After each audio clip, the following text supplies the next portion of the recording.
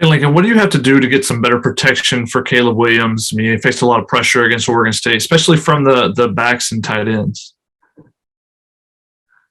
We got to finish blocks better. We missed one blitz early, and then after that, we were in the right place. And it's something we've done very well up to this point.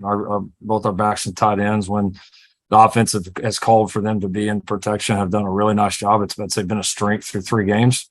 We didn't do a good job of it. I thought our just really fundamentals. We were, I don't know if lax is the right word, or didn't focus in enough on the fundamentals, whatever it is. But our fundamentals that were pretty strong in the first 3 games of pass protection were not there against Oregon State, and it's been made very clear to those position groups that we expect a lot more, and I would expect that we'll take a big step forward this week. Ryan Karchi. Hey, Lincoln. Caleb wasn't made available after the game, and he didn't meet with media yesterday when he was scheduled. Naturally, we're kind of left to interpret that he's avoiding our questions after a tough game. Now, just clarifying, was him not being available yesterday a decision you made? And kind of beyond that, how would you describe just generally his mindset this week as he's worked through whatever went awry last Saturday? Yeah, we gave him a break after the game. Brought a couple different people in there. We've made him as available as any player in the country, probably in our time here. He's done a lot of different media obligations, and I think has went honestly above and beyond probably the normal call of a college athlete. Yesterday had a couple of things going on, so didn't do it, but that won't affect his media availability going forward. He's had a good week. He's practiced well, very engaged with teammates, business as usual. Adam?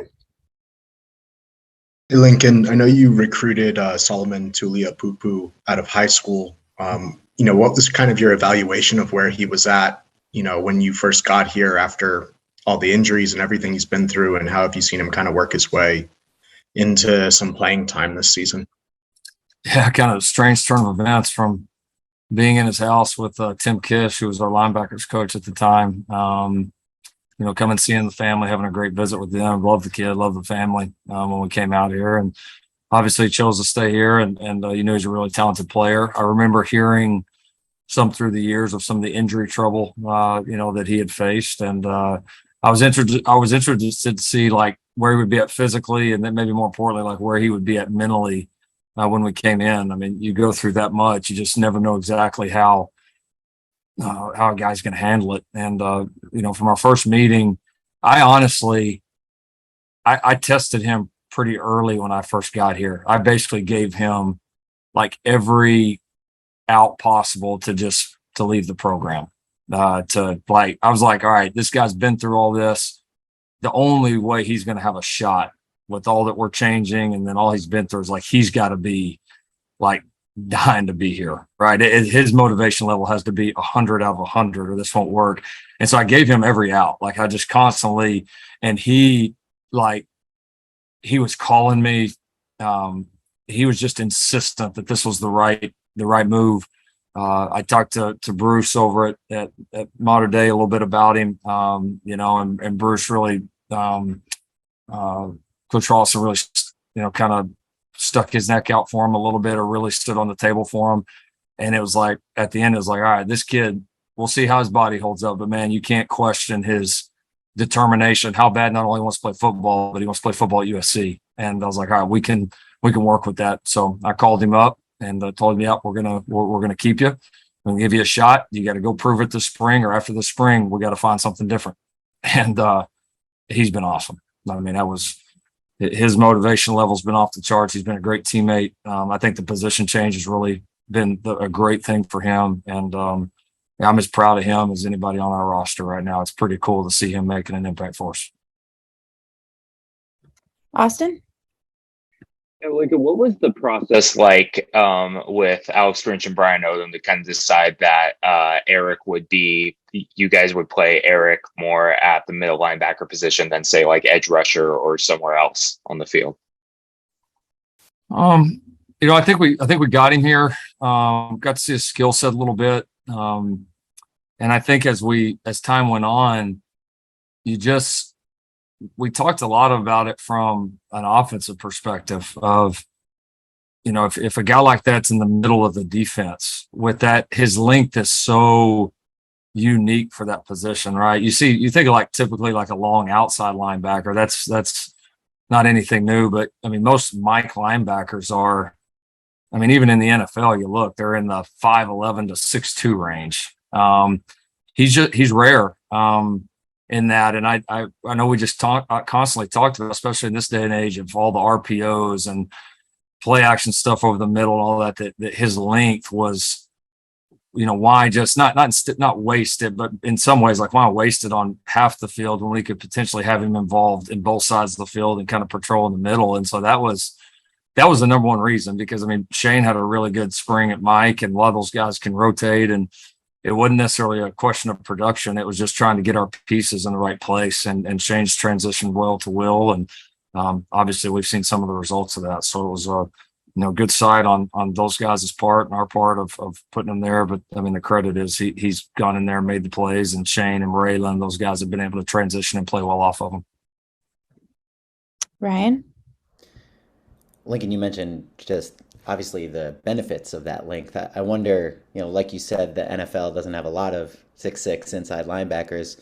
What sort of difficulties does that length maybe leave for Eric to have to overcome, or is that maybe the changing game has kind of changed that? Yeah, no, good question. I think for the why aren't there many 6'6" linebackers, right? That's the question, right? Well, one, God didn't put many 6'6" people on the planet, all right, and then two, it's a question of leverage, right? Because it is such a physical position, and it's almost like, at times like a really tall offensive tackle can have when he's trying to block. You go get some of these guys that are like 6'8" or 6'9" and just abnormally tall for their position. That's great in pass pro and length and all that. But yeah, if you come off and try to drive block somebody, sometimes it's not the easiest. And so, but Eric kind of counters that with, one, he's a very physical player, and his ability to bend and really kind of explode out of his hips shows up physically, where it's like you get the length, but you don't feel like you're losing on the leverage and physicality side. So he's done a nice job kind of counteracting that. Now, you would imagine throughout his career, he'll continue to put on, a few pounds, obviously, as he goes on, and that'll be a goal throughout this season and as we continue on. But he's, physically, he's really held up, and, as effective as he's been, dropping in the middle in zone coverage, he's also been pretty. I mean, there's a couple of times that game he goes up and spills the what out of the fullback, which is pretty cool. So he's playing the position well. Antonio? Hey, Lincoln, is Eric someone you guys asked this week about Arizona State's defense since he played in it? And is this a trend you kind of notice more as transfers kind of become more prevalent across the country, like Austin Jones earlier this year with Stanford and Patrick Fields against you guys? We really haven't. I mean, I being honest, we really haven't. I mean, some of it is not that the systems of will probably completely change, but I mean, they've obviously had a coaching change in that time, and the staff has shuffled just a little bit. And I think a lot of it for us, especially when it comes to players. I mean, if you had a coach, you probably would. With players, I mean, we really want Eric focused on trying to execute the USC defense and his job, and focus in on what we need to do well against Arizona State, kind of more than that. So, not to say if we didn't have a specific question, we wouldn't go to him, but it hasn't really been a point of discussion this week. Shotgun? Is there a reason why Tyrone Delaney didn't play against Stanford and Fresno State? And what is kind of having him back in the mix add to the defensive front? Yeah, he was a little banged up after the first game. Similar like Cortland Ford, was available, but it was going to be better if we could get through those without him getting beat up too much. And yeah, now he's back healthy. Obviously made a couple plays the other night, and I mean, he just has that depth on the interior. I mean, he does. It allows us to move other guys around. Allows us to at times, play Tuli on the edge a little bit more.